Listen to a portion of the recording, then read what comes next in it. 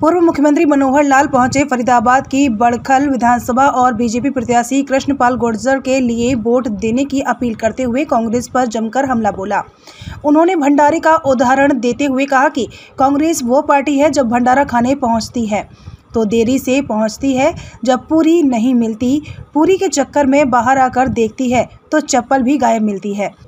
मुख्यमंत्री नायब सिंह सैनी का पहले तो बड़खल विधानसभा में रैली का कार्यक्रम नहीं था, लेकिन बाद में वो तेगांव विधानसभा की रैली के बाद बड़खल विधानसभा पहुंचे और कांग्रेस पर निशाना साधते हुए बीजेपी उम्मीदवार के लिए वोटों की अपील भी की।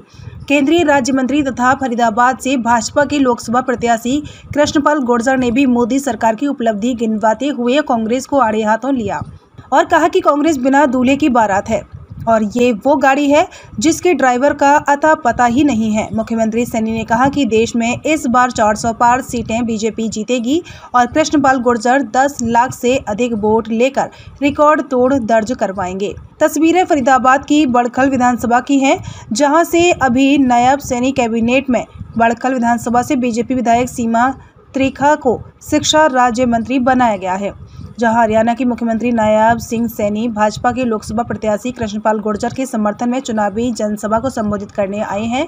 इस मौके पर उनके साथ हरियाणा के कैबिनेट मंत्री मूलचंद शर्मा, विधायक राजेश नागर, विधायक नयन पाल रावत, नरेंद्र गुप्ता के साथ साथ बीजेपी के वरिष्ठ और कद्दावर नेता मौजूद रहे।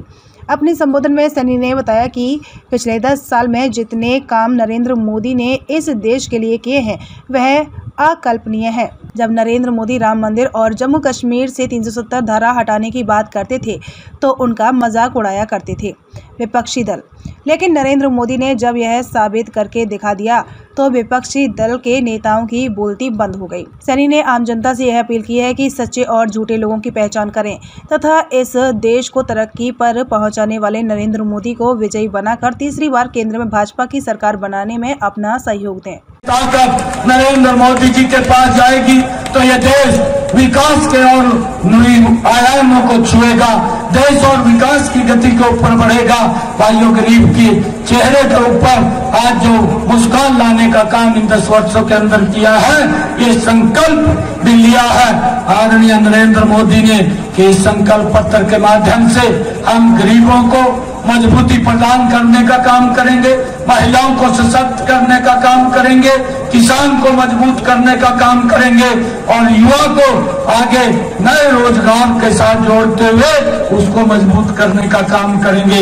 ये जो नरेंद्र मोदी जी ने संकल्प लिया है कि 2047 तक हमने ये विकसित भारत बनाना है, आइए हम सब ये संकल्प लेकर के आज यहाँ से इस बड़खल की सरदारी से जाए कि कृष्णपाल गुर्जर जी को हम बड़े बहुमत के साथ जतवा करके तीसरी बार भाइयों इस देश का प्रधानमंत्री बनाने का काम करें। भाइयों, मैं आप लोगों को विश्वास दिलाता हूँ कि हम मिलकर के इस हरियाणा प्रदेश के अंदर विकास की गति को आदरणीय नरेंद्र मोदी जी के नेतृत्व के अंदर और तेज करेंगे। जो भी योजनाएं, जो भी सुविधाएं नीचे लोगों तक पहुंचाने की बात है, उनको प्राथमिकता के आधार के ऊपर ये हम पूरा करने का काम करेंगे। आप सब इतनी भारी संख्या के अंदर आए हैं, आप सबका मैं बहुत बहुत धन्यवाद करता हूं। इन्हीं शब्दों के साथ जय हिंद, जय भारत, भारत माता के, भारत माता के, वंदे वंदे वंदे। नरेंद्र मोदी, नरेंद्र मोदी, नरेंद्र मोदी, अब की बार, अब की बार, अब की बार, फिर एक बार, फिर एक बार। बहुत बहुत धन्यवाद, बहुत बहुत धन्यवाद आदरणीय मुख्यमंत्री जी। आज हमने पायदान के ऊपर बैठा व्यक्ति है, उसकी चिंता करते हुए उस तक लाभ पहुंचाने का काम किया है। चाहे आयुष्मान कार्ड हो और उसके साथ चिरायु जोड़ करके प्रदेश के 125 करोड़ लोगों को भाइयों उन तक लाभ पहुंचाने का काम ये हमारी सरकार ने किया है। चाहे भाइयों हर घर के अंदर नल और स्वच्छ जल पहुंचाने का कार्य ये इन 10 वर्षों में हमारी सरकार ने किया है। चाहे प्रधानमंत्री आवास योजना के तहत 4 करोड़ से ज्यादा घरों को बना करके लोगों को चाबियां सौंपने का काम किया है। और चाहे भाइयों हरियाणा देश के किसानों को प्रधानमंत्री किसान सम्मान निधि पहुंचा करके उनको मजबूत करने की बात हो, चाहे भाइयों जन धन खाते खोल करके गरीब व्यक्ति को बैंक में जाने का अधिकार देने का जो कार्य नरेंद्र मोदी जी ने किया है, जिसको 55 सालों में ये कांग्रेस की सरकार करने में नाकाम रही है। भाइयों, लगातार ये सरकार गरीब के हित में, इस देश के हित में, प्रदेश के हित में, हमारी इस डबल इंजन की सरकार ने लोगों के हित में कड़े फैसले लेते हुए भाइयों उन तक सुविधाएं पहुंचाने का काम किया है। अगर हम हरियाणा के अंदर भी बात करें, ये पहली बार है, नहीं तो कांग्रेस के समय के अंदर एक बच्चे को नौकरी लगवाने के लिए भाइयों मंत्री विधायकों के चक्कर काटने पड़ते थे। नहीं ना, 1.5 महीने से हम इंतजार कर रहे हैं। हमने तो 1 महीना पहले अपनी सीटें डिक्लेयर कर दी थी। मुझे याद है, मैंने 13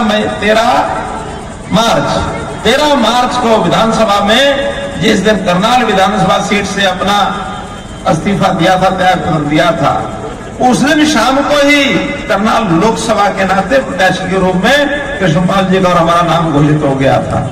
आज 14 तारीख है, 1 महीना 1 दिन हो गया और 1 महीने 1 दिन में इंतजार कर रहे हैं। कांग्रेस वाले आए तो सही, कांग्रेस वाले आ ही नहीं रहे। अब लेट आएंगे तो क्या आएंगे, ऐसे आए ऐसे नहीं आए। इनका तो वो हाल है, जब भंडारे में कोई जाता है ना और मानो वो लेट हो जाए, 2-3 बज जाए, उसको इच्छा करती है मैं दौड़ के भंडारे में जाऊं, और जो भंडारे में जाता है आगे देखता है अंदर गए पूरी खत्म हो जाती, हाथ मलता रहता, घूमता रहता, पूरी मिलती नहीं है।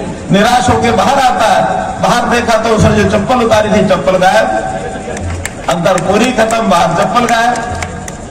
बाद में फिर मूंछों को ताव देता, क्या मजा आ गया, क्या मजा आ गया। ये इस प्रकार से मूंछों को ताव देते रहेंगे, कुछ ना कुछ उल्टा सीधा कोई ना कोई बोलते रहेंगे, लेकिन अंतो गतवा इनकी मूंछों का ताव पता लगेगा 4 जून को। 4 जून को परिणाम आएगा। 25 मई को हमने पोलिंग के अंदर इस काम को बखूबी करना है कि कमल के निशान पर ज्यादा से ज्यादा बटन दबा करके और अपने कृष्णपाल जी को भारी मतों से जिताना है। और सुनो, हम जो सुन रहे हैं अपने तो ध्यान में आ गई बात, लेकिन इसके बाद अपने घर में भी